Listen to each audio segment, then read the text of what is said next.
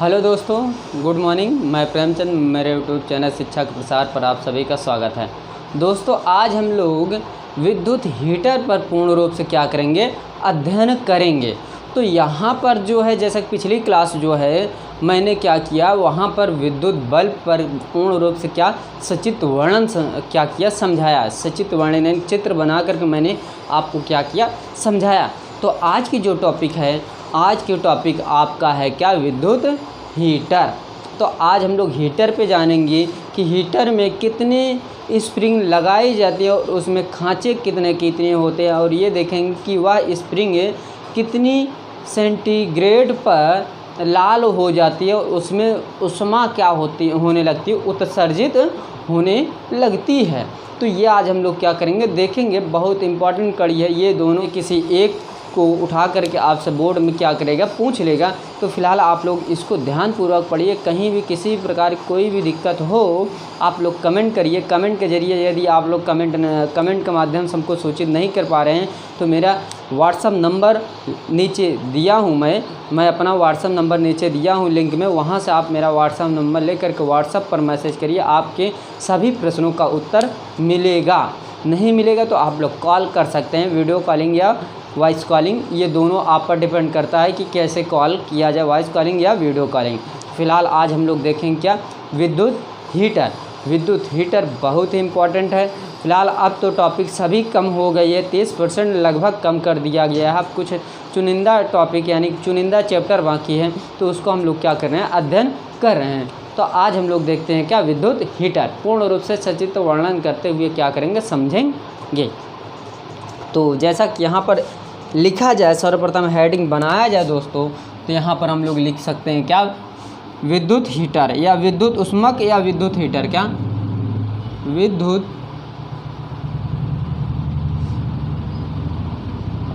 उष्मक या हीटर।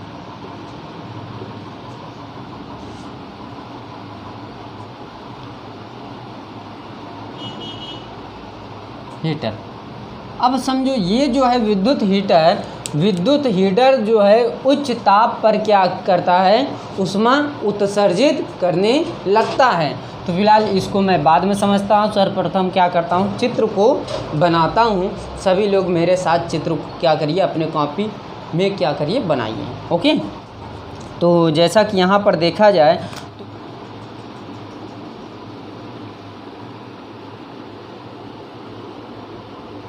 ये एक क्या ले लिए, वृत्त ले लिए, मान टेढ़ा हो गया, इसको ध्यानपूर्वक देखिएगा।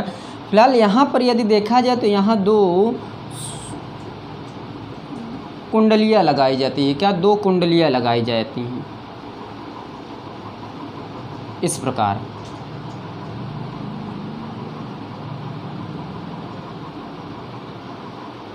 ये अब यहाँ से जो होगा, इसी के आगे एक नॉर्मल सी एक और रेखा रहेगी।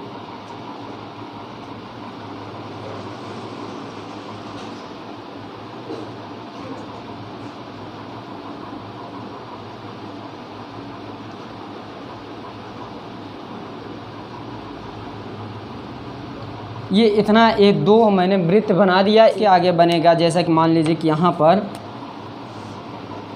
फिर पुनः उसी आकार का बनेगा क्या,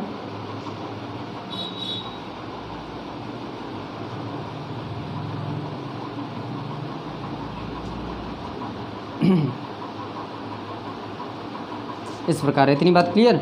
अब यहीं से फिर पुनः एक राउंड अप हो जाएगा।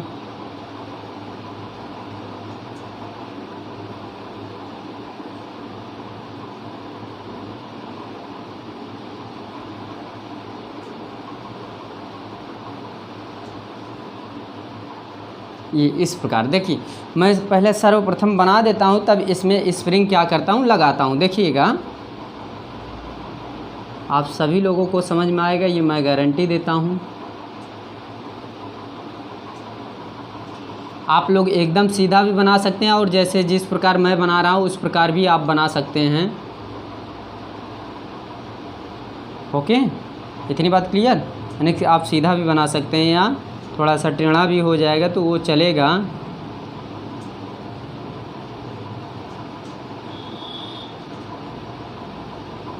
इतनी बात क्लियर। अब इसे मान लो कि हम क्या करते हैं, एक स्प्रिंग पहना देते हैं, और ये स्प्रिंग देखिएगा बहुत ही नॉर्मल तरीके से इसको पहनाई जाती है।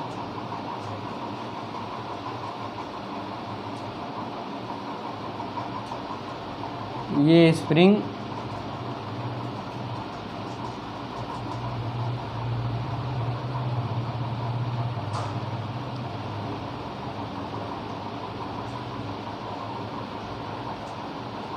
ये इस प्रकार हो गया। ओके, आप यहाँ पर एक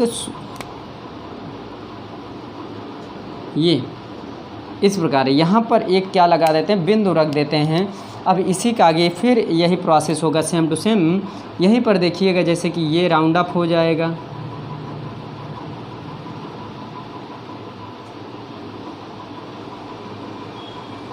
इस प्रकार। देखिए स्प्रिंग ही है, मान लो कि आप लोग इस प्रकार। इतनी बात क्लियर। अब यहीं पे जब इस प्रकार होगा तो यहाँ पर एक छोटा सा 2 और स्टेप बनाए जाएंगे, इसी में 2 और स्टेप बनाए जाएंगे। इस प्रकार देखिएगा, इस प्रकार। देखिए एक स्टेप ये हो गया, दूसरा स्टेप जो रहेगा यहाँ से बनेगा। देखिए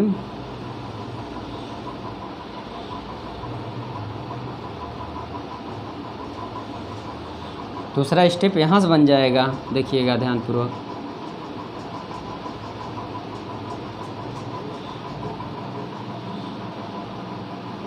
इतनी बात क्लियर।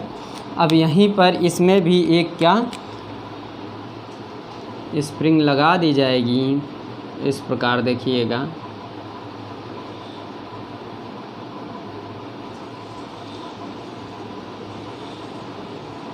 ये दोनों आपस में जुड़े रहेंगे, इस प्रकार राउंड अप लिए रहेंगे। इतनी बात क्लियर। और यही आंतरिक भागों से भी क्या होगा, राउंड अप रहेगा, यानी चारों तरफ क्या होगा, घूमता रहेगा। यानी कि ये जो स्प्रिंग है ये घूमते हुए यहाँ मध्य में आ जाएगा, मिडिल में यहाँ एक बिंदु हो जाएगा। देखिए तो यहाँ पर ये बिंदु हो जाएगा। देखिए आप सभी का नाम दे देते हैं। ये क्या हो गया, ए बिंदु हो गया। ये जो है ये बी बिंदु हो गया, क्या बी। और यहीं पर ये क्या हो गया, इसको हम लोग तापक तार बोल सकते हैं। क्या, तापक तार। इतनी बात क्लियर। और ये चीनी मिट्टी की प्लेट है। क्या, ये ऊपरी सतह जो बनी होती है ये चीनी मिट्टी की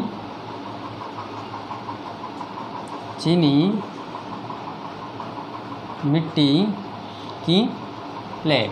ओके, ये चीनी मिट्टी की प्लेट हो गई। अब देखिए इसमें 2 चीज़ें उभर कर आएंगी। पहले सर्वप्रथम यहाँ आपका 2 चीज़ें उभर कर आएंगे। सर्वप्रथम रचना होगा, दूसरी क्या होगी, कार्यविधि होगी। लेकिन इसके पहले हम लोग इसमें 1-2 लाइन क्या करेंगे, लिखेंगे।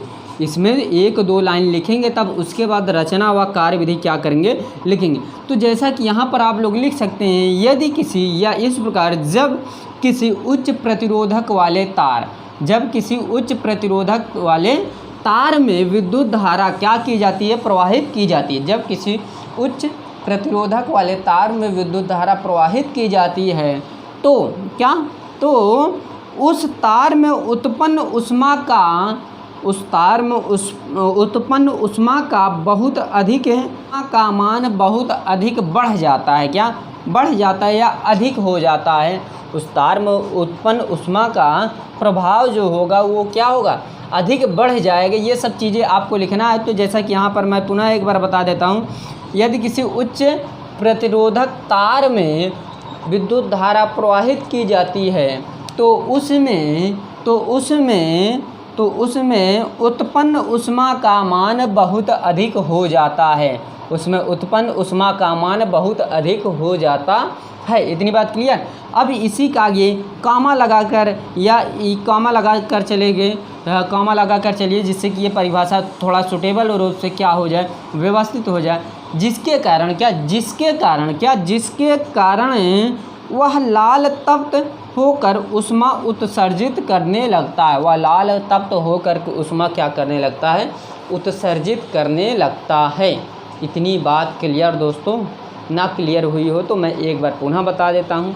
चलिए मैं एक बार पुनः रिपीट कर देता हूँ। आप लोग देखिए, एक उच्च ताप क्या, एक या इस प्रकार जब किसी उच्च ताप प्रतिरोध वाले में विद्युत धारा प्रवाहित की जाती है, क्या, विद्युत धारा प्रवाहित की जाती है, तो तार में उत्पन्न ऊष्मा का प्रभाव अत्यधिक बढ़ जाता है, ऊष्मा का प्रभाव अत्यधिक बढ़ जाता है, जिसके कारण यह लाल होकर के क्या होने लगता है, ऊष्मा उत्सर्जित करने लगता है। ये सब प्रोसेस आपको लिखना है, फैक्ट चीज़ें हैं, गलत होने की कोई शंका नहीं है, यानी कि ये एकदम फैक्ट चीज़ें हैं, गलत होने की कोई संभावना नहीं है, एकदम फैक्ट चीज़ें हैं ये। जैसा कि यहीं पर हम लोग लिख सकते हैं, यहाँ पर देखिएगा दोस्तों, यहाँ पर हम लोग ये हेडिंग डाल सकते हैं, संरचना, क्या, संरचना एवं कार्य विधि। देखिए दोस्तों, ये जो है बहुत ही इम्पोर्टेंट है। इसमें यदि हम लोग लिखेंगे तो पूरा इसी का सचित्र वर्णन करते हुए क्या करेंगे, लिखेंगे दोस्तों। इसको आप लोग ध्यानपूर्वक देखिएगा। जैसा कि यहाँ पर आप लोग लिख सकते हैं, विद्युत हीटर एक चीनी मिट्टी का बना होता है। विद्युत हीटर एक चीनी मिट्टी का बना होता है। हम लोग क्या किस में लिख रहे हैं, कार्य विधि या संरचना, दोनों में लिख रहे हैं, दोनों हेडिंग डाल के लिख रहे हैं। हाँ, ये विद्युत हीटर चीनी मिट्टी का बना होता है, जिसमें खांचे बने होते हैं, एक खांचे, दो खांचे, तीन चार खांचे क्या होते हैं, बने होते हैं, जिसमें खांचे बने होते हैं। विद्युत हीटर चीनी मिट्टी का बना होता है, जिसमें खांचे लगाए होते हैं या बनाए जाते हैं या बने होते हैं, लिखेंगे ज़्यादा सूटेबल लगेगा। इतनी बात क्लियर। फिर इसी में लिख सकते हैं, इन खांचों में मिश्रित धातु का नाइक्रोम का सर्पीला तार क्या किया जाता है, लगाया जाता है। देखिए नाइक्रोम,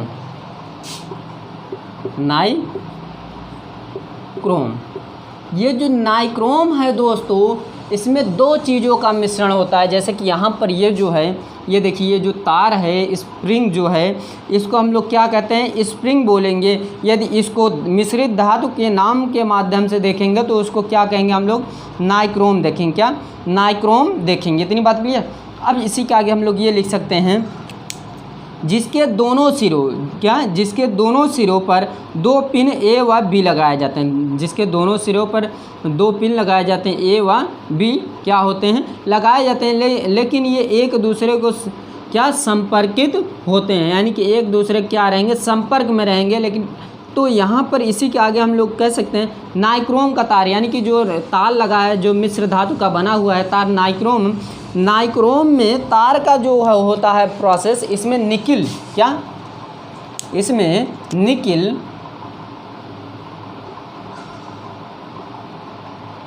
क्या, निकिल 80% होता है। क्या, निकिल क्या होता है, 80% होता है। और यहीं पर क्रोमियम इसमें होता है, क्या,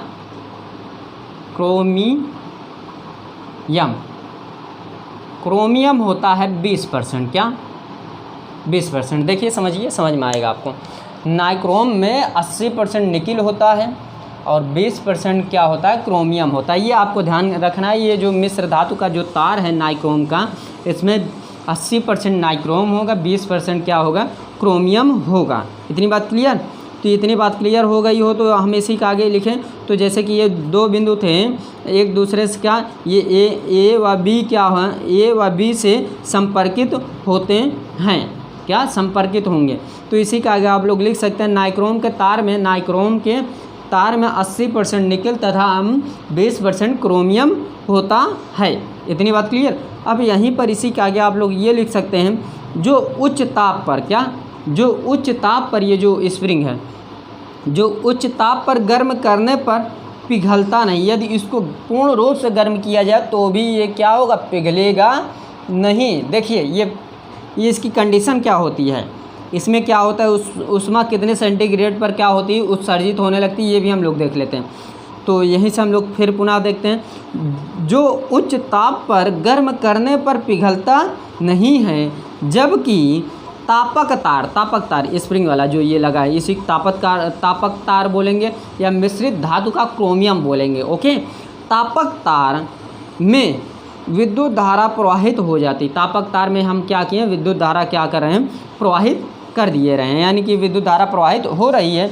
तो तापक तार, लाल तार, यानी कि यह जो तार है यह लाल होगा कब, कितने सेंटीग्रेड पे, 800 सेंटीग्रेड से क्या 800 सेंटीग्रेड से ले करके 1000 सेंटीग्रेड पर क्या होगा, इसमें से उष्मा क्या होगी, उत्सर्जित होना स्टार्ट हो जाएगी, यानी कि इसमें से उष्मा क्या होने लगेगी, उत्सर्जित होने लगी। तो जैसा कि ये जो है विद्युत हीटर की कार्यविधि व संरचना मैंने दोनों क्या किया आपको समझाया। इतनी बात क्लियर। अब हम लोग आगे चलते हैं दोस्तों। तो यहीं पर हम लोग एक पॉइंट और छूट रही, उसको क्या कर लेते हैं, अध्ययन कर लेते हैं। ओके, रब किया जाए।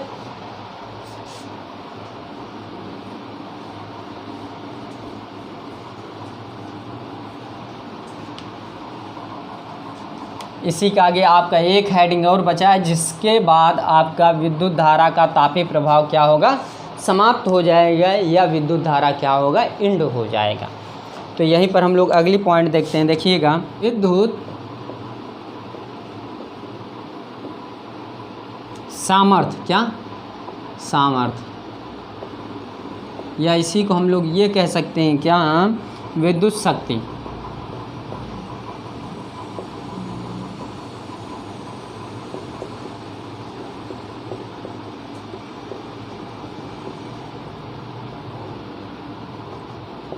तो ये जो है, जैसे कि आप लोग को यहाँ ये परिभाषा बनेगी, यदि किसी परिपथ में विद्युत ऊर्जा के व्यय होने की दर को क्या कहते हैं, विद्युत शक्ति या विद्युत सामर्थ्य।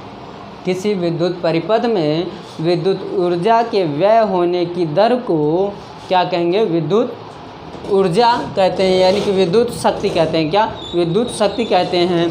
फिर पुनः एक बार मैं रिपीट कर दे रहा हूँ, यदि किसी परिपथ में विद्युत ऊर्जा व्यय होने की दर को विद्युत क्या कहते हैं हम लोग, विद्युत शक्ति कहते हैं या विद्युत सामर्थ्य कहते हैं। ये छोटी सी परिभाषा, इसको आप लोग लिख लीजिए। ये कभी कदार पूछ लिया जाता है, इसको आप लोग क्या करिए, ध्यान से लिख लीजिए। और इसी का एक फार्मूला बनेगा, उसको भी क्या करिए, ध्यानपूर्वक लिख लीजिए दोस्तों। जैसा कि यहाँ पर देखा जाए तो यहाँ पर यह प्रोसेस होगा, विद्युत सामर्थ्य, विद्युत सामर्थ्य,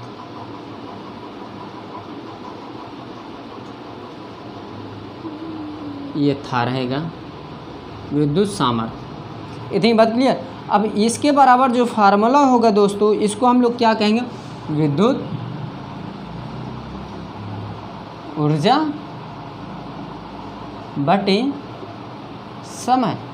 क्या विद्युत ऊर्जा बटे समय। दर का अर्थ ही होता है क्या, समय। तो जैसा कि यहाँ पर एक परिभाषा आपकी और बन जाएगी, अथवा हम लगाकर लिख सकते हैं कि विद्युत ऊर्जा तथा समय के अनुपात को विद्युत शक्ति या विद्युत सामर्थ्य कहते हैं। राइट, देखिए, विद्युत ऊर्जा तथा समय के अनुपात। देखिए 4 शब्द 5 शब्द लिखे गए, 1 2 3 4 1 5। देखिए अब यहाँ पर ये है प्रोसेस, जैसे कि मैं एक बार पुनः इसकी परिभाषा बता दे रहा हूँ। विद्युत ऊर्जा तथा समय के अनुपात को क्या कहेंगे, विद्युत सामर्थ्य या विद्युत शक्ति। ये दोनों परिभाषा आप लोग लिख सकते हैं। जो पहली परिभाषा थी तो वो परिभाषा अलग थी, जैसे देख लिया जाए। यदि किसी विद्युत परिपथ में विद्युत ऊर्जा के व्यय होने की दर को विद्युत सामर्थ्य कहते हैं या विद्युत शक्ति कहते हैं। क्या विद्युत शक्ति कहते हैं। इतनी बात क्लियर।